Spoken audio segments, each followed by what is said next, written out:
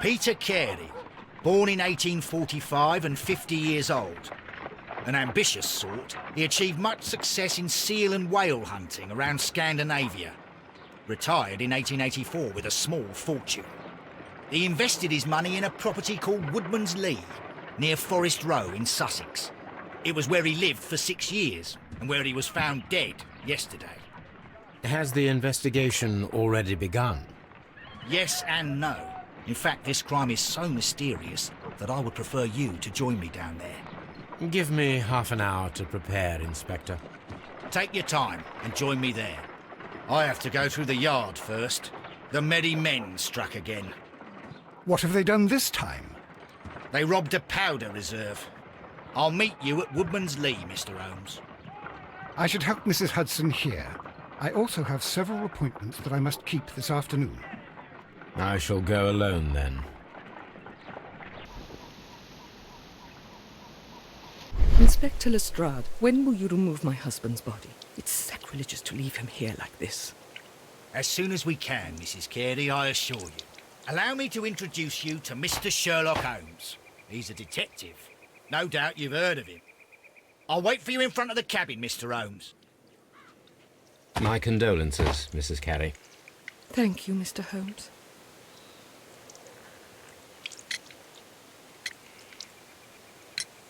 The garden is very large and well maintained. Do you employ someone to look after it? It is true, there is a lot of work, but my husband took care of it himself. Madam, can you tell me if you saw or heard anything unusual upon the night of the murder? At 2 o'clock in the morning, I heard a terrible scream, but I thought nothing of it then. He would scream all the time when he was drunk.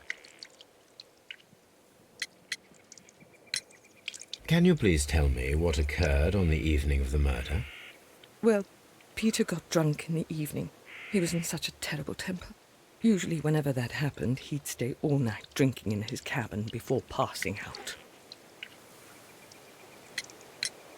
Do you remember at what time you found your husband's body? In the morning, at around 7 o'clock. I noticed the cabin door was open, but I didn't go in to take a look, for I knew my husband would not have liked it. At around 10 o'clock, I dared to glance in through the door and... oh dear. Was your husband accustomed to receiving visitors? Oh, no, I don't think so. I mean, he didn't really have many friends. He lived quite an isolated life here, after his retirement. You have indeed suffered a great loss, Mrs. Carey. Nevertheless, I believe it will be less of a burden for you soon. Yes. Life with Peter was never easy, but he was still my husband.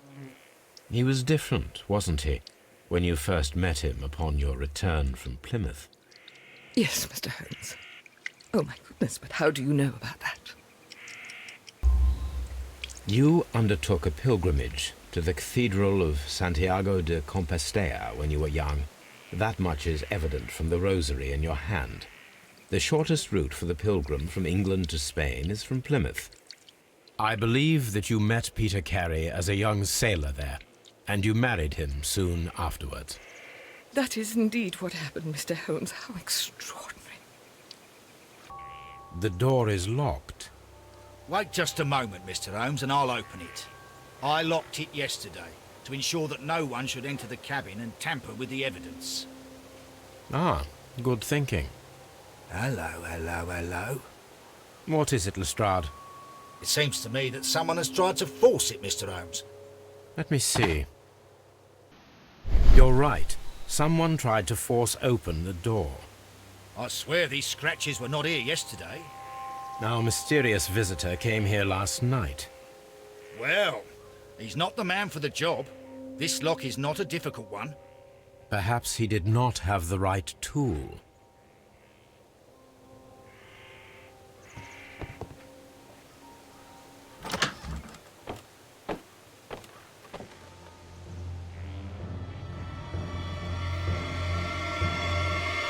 What a terrible way to die. Well, Mr. Holmes, what do you think? I think that we are lucky. And why is that? because of last night's attempted break-in. Oh, you've lost me. It is very probable that whoever came here hoped to find the door open. They tried to force it with a knife blade, but they failed. What will they do? Why, return tonight, when they will be better prepared. Aha! So what do you propose? We shall remain on the outside, near the window, where we stand the best chance of catching sight of our visitor. Well, gentlemen, ready your pistols. We have a long night ahead of us.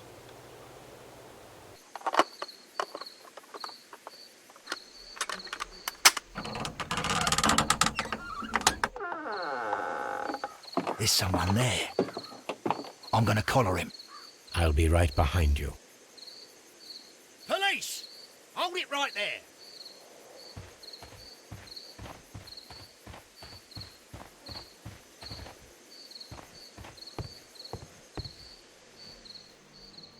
All right, my fine fellow. Who are you and what are you doing here? You're detectives, I suppose. You imagine that I'm connected with the death of Captain Carey. I assure you I'm innocent. Innocent? And what are you doing in his cabin? Shall I tell you? You came to retrieve what you had lost after killing Peter Carey, but we were here, waiting for you. What is your name? John Hopley Nelligan, but I didn't... Do you deny that you came here yesterday? No, but yes, it's just that I couldn't... I'm tired of this. Off we go to the yard. Tomorrow, I'll see that you're put in front of the judge. What? But you can't! I'm not... It's a terrible mistake! Enough. You can explain all of that to the judge. You're coming with me to the yard. But... In light of recent events, it seems evident that your coming here was unnecessary. All the same, I'm very grateful to you, Mr. Holmes. You are welcome, Inspector, but please don't be too hard on our young fellow. I would like to question him tomorrow morning. Does this notebook belong to you? Yes. But where did you find it? I did not know... I thought I'd lost it at the hotel. What do these abbreviations mean? Oh, no. I beg you, I can't. If I told you, it would only make things worse. But I will find out eventually, Mr. Nelligan. The sea knife was found near Carey's body. Tell me, Mr. Nelligan, did Mr. Carey try to defend himself or to attack you with it? I don't know. I didn't kill anyone. The police seized this valuable ring from you. Whose is it? I didn't steal it from anyone. It has always belonged to me.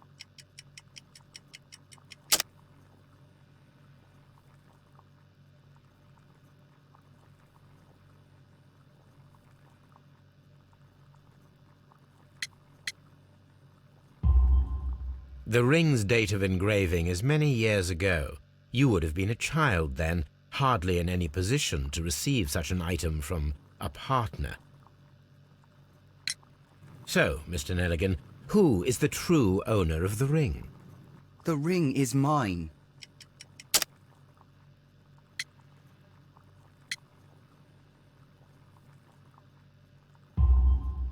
No, Mr. Nelligan.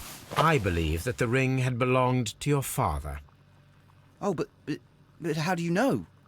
The jacket you are wearing is made of an expensive fabric that only a man of exceptional wealth could afford. You do not seem to me to be a rich man, Mr. Nelligan. Furthermore, the garment is ill-fitting. It is quite clear that it belonged to someone else, most probably your father.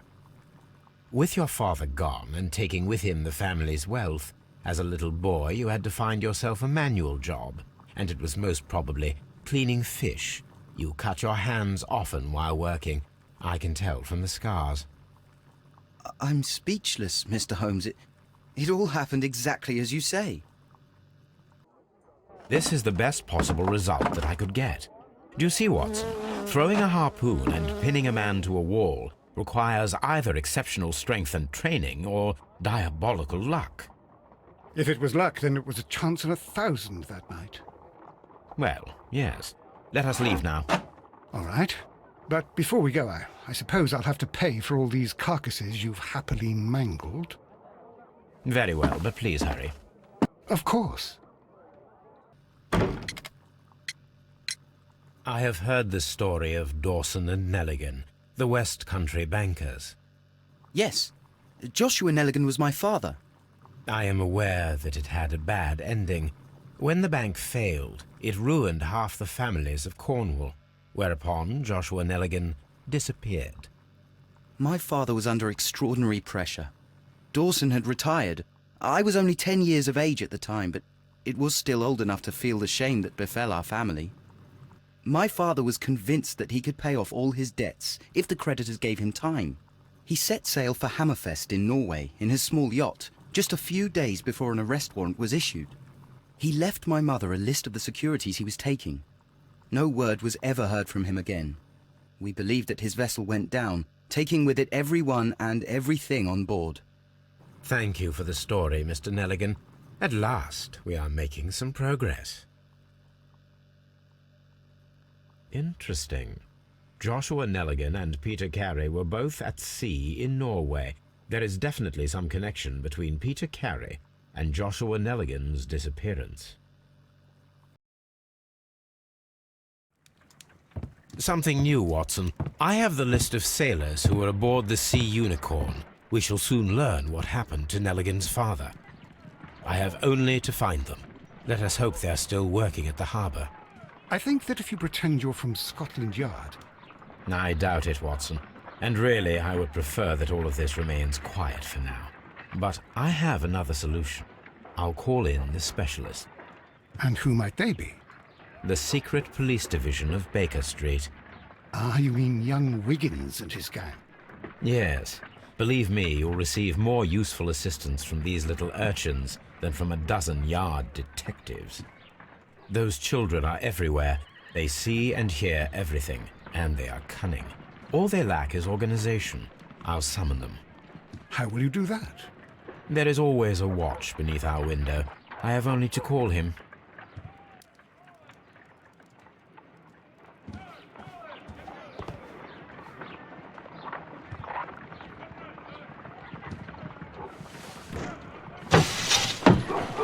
Wiggins, could you come upstairs, please? At your service, Mr. Holmes.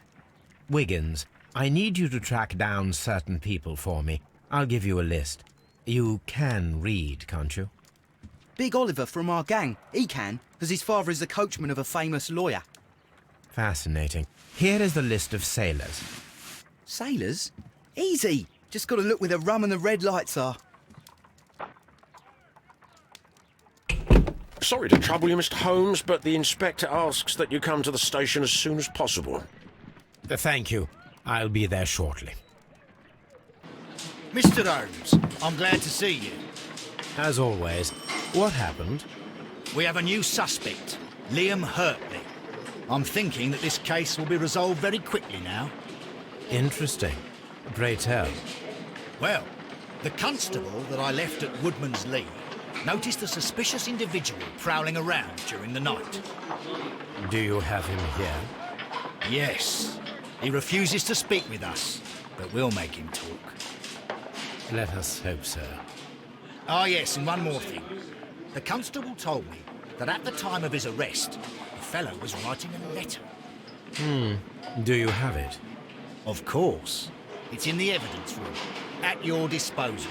Admit that for once, Mr. Holmes, Scotland Yard is a step ahead of you, eh? Breathtaking. Allow me to introduce myself. My name is Sherlock Holmes. I would like to ask you a few questions. I've already told the police that I've nothing to say. And you're not even part of the police. Precisely. And considering your situation, it might be wise to speak with someone who is, shall we say, rather more neutral. You are a suspect in a murder case. I know. Inspector Lestrade told me. It's ridiculous. Could you at least tell me who you are, and exactly what happened that you should be brought here? My name is Liam Hurtley. That I can tell you. But you're not getting any more than that. Well, we shall see. Tell me, Mr. Hurtley, what were you doing at Woodman's Lee? Woodman's Lee? I've never been there.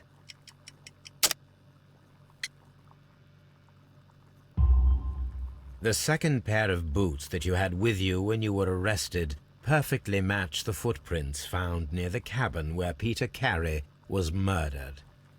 Footprints? That's your proof? How many men have boots like mine? That doesn't make me a murderer. Now that your presence at Woodman's Lee has been proven, would you care to explain it? I don't remember. What would I be doing there anyway?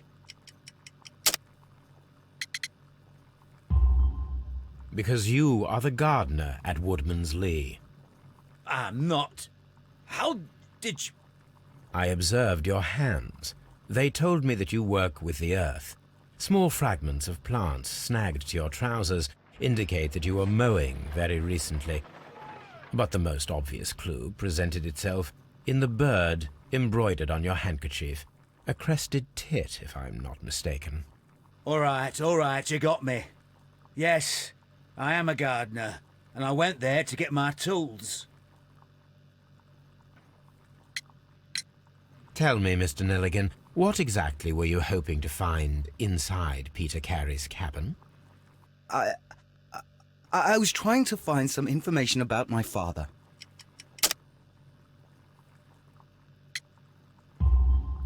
I assume you had another purpose, to retrieve the bond certificates. Am I correct? Yes. I discovered some time ago that a few of the missing securities had reappeared on the London market. You can imagine my amazement. I spent months trying to find them, and at last I discovered that the original seller had been Captain Peter Carey. These papers, they belonged to my family, but I could not find them there. So tell me, Mr. Hurtley, what did you hide? Hide? What are you talking about?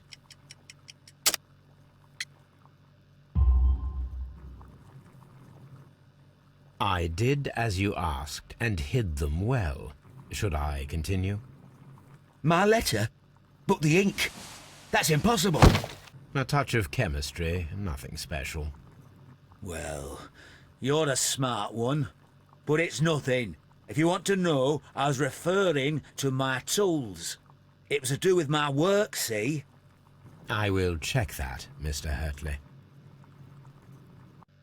That's all for now. Hurtley's stories are false leads, but now I know one thing for certain. I must examine the site where the garden tools are kept at Woodman's Lee.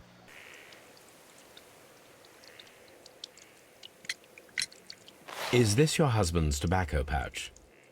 I'm not sure. It might be, but he hadn't smoked in a very long time. Your husband's private papers. Do you know where they are? There was a small tin box, barely larger than a book. He kept his papers there. It should be somewhere in his cabin. Madam, we have information that the valuable stolen papers are hidden amongst the garden tools here at Woodman's Lee. We need to find them. Oh, my. Our tools are kept inside the shed that's right behind me. Here is the key to open it. Does the name Liam Hurtley mean anything to you? No, I don't know anyone by that name. Madam, I am aware of your affinity with Liam Hurtley. Oh, what are you talking about?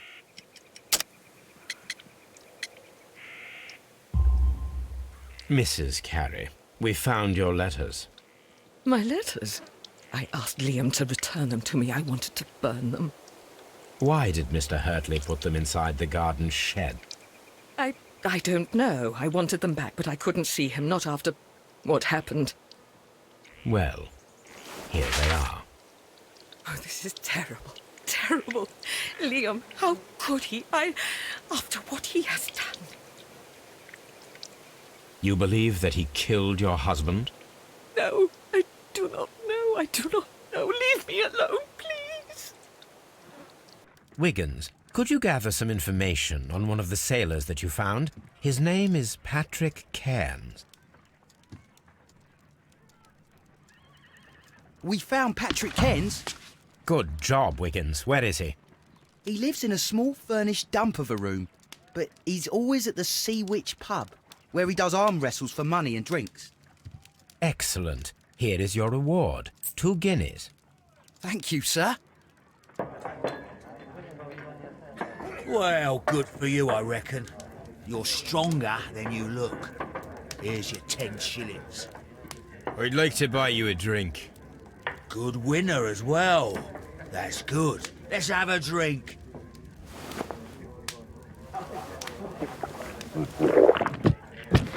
You're a good type. Seems you've managed to settle down in life. You've got money, eh? Not all that much. Oh, well. At least you're not as poor as me. Why do you say poor? You're not working? I'm a harpooner. But you see, the whalers are rare. They don't pay much. So, as a result, find myself arm wrestling to pay for my drink. A harpooner. Interesting. You've had a lot of adventures, I bet. Of course. It's been a dozen years since I sailed. I've seen everything. Gold Wallace, damn Black Peter, Great Roger. We sailed to the Cape of Good Hope.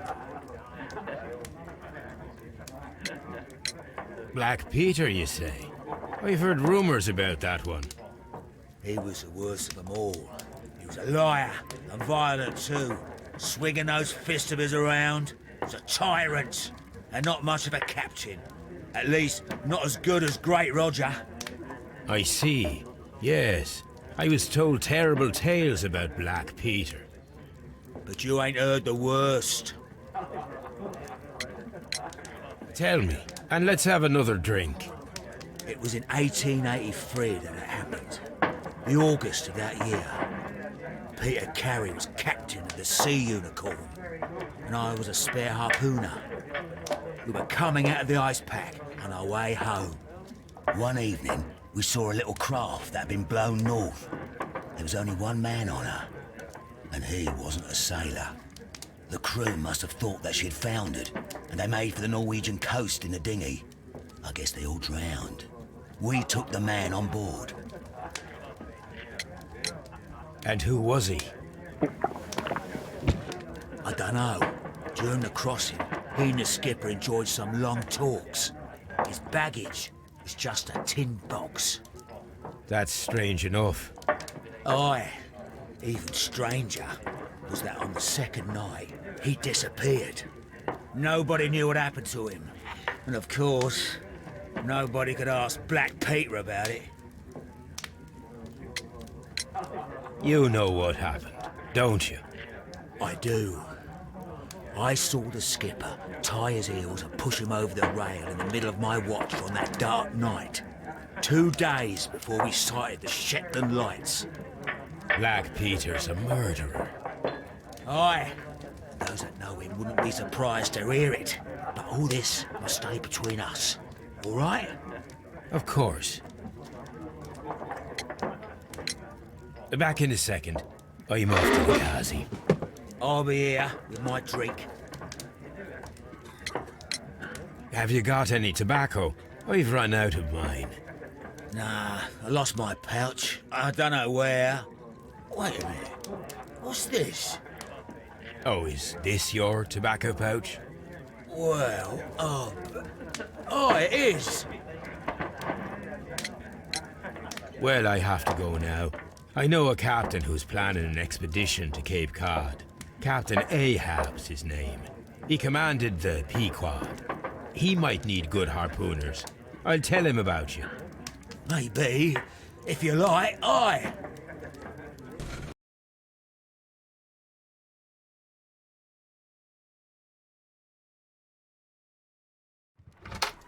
Good afternoon. I must be at the wrong address. I'd like to speak with a ship's captain, a Captain Ahab. Is that you? No, my name is Sherlock Holmes. That detective fella? So, you wanted to see me? That is correct. We need to talk. About what? About Black Peter, who was killed in his own hut with a harpoon. You know, don't you? Yes, How? the tobacco pouch. You recognized it. The sailor. It was you. Unbelievable. Well, fine. I confess. But if you really do know everything, you should also know that I didn't want to kill him. He made me do it. I know. Did you know about this story with the bond certificates? Did you need money? Yeah. I just wanted him to cough up a little silver. I'm out of work, and I thought maybe he could help me. Well, he refused outright, and he insulted me. I reminded him I knew all about that murder he committed at sea in 1883. Then he got mad when I spoke about his treasure. I barely just had time to throw the harpoon at him before he could jump at me with his knife. You know the truth. What will you do now? I ask that you return the bond certificates. Keep some of them. You will need them in your exile. It is better that you leave the country for a few years. And you won't say anything to the police? I will not say anything as long as you return the money. Well, I'll do as you ask. But what about Inspector Lestrade? I will deal with him. Goodbye.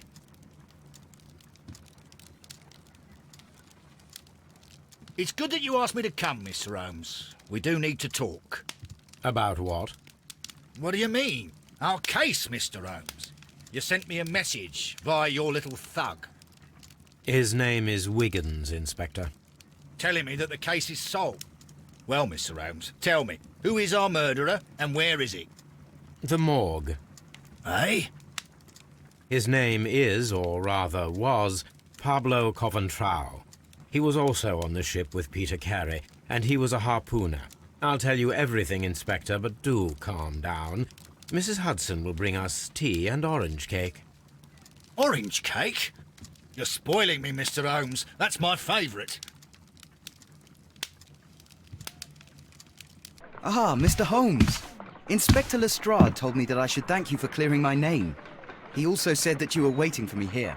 I came as fast as I could. I cannot thank you enough. It is all because of you that this nightmare is finally over. I believe that this belongs to you. My father's securities. Incredible! But how did you get them? It would take far too long to explain. Tell me. This is extraordinary. You are a genius. Then that may serve as an explanation.